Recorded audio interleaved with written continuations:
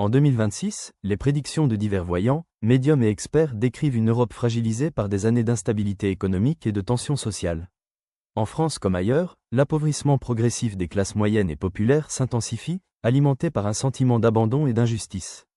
Beaucoup ont l'impression que leurs dirigeants, perçus comme éloignés du quotidien des citoyens, n'ont pas su protéger les populations ni anticiper les crises. La passivité institutionnelle face aux difficultés économiques, ajoutée à une méfiance croissante envers les élites politiques, nourrit l'idée d'une véritable rupture entre gouvernants et gouvernés.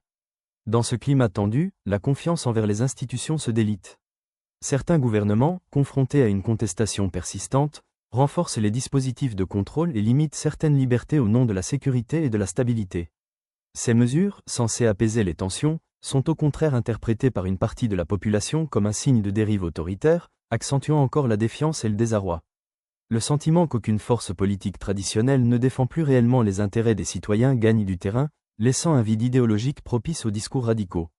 Peu à peu, les mouvements nationalistes et les partis d'ultra-droite s'enracinent dans de nombreux pays européens, portés par la promesse d'un retour à la souveraineté, à l'ordre et à la protection sociale. Les populations les plus fragilisées, se sentant délaissées, se replient sur des identités locales ou nationales, cherchant une forme de justice directe là où elles estiment que l'État échoue. Cette montée des tensions engendre des confrontations de plus en plus vives, rejets extrêmes des migrants et nuisibles de la société qui engendrent l'insécurité, la criminalité, traître à la nation, des affrontements sporadiques et une polarisation extrême des sociétés. Au fil des mois, certains craignent que cette dynamique, mêlant frustration économique, défiance politique et radicalisation identitaire, n'ouvre la voie à des épisodes violents et désordonnés.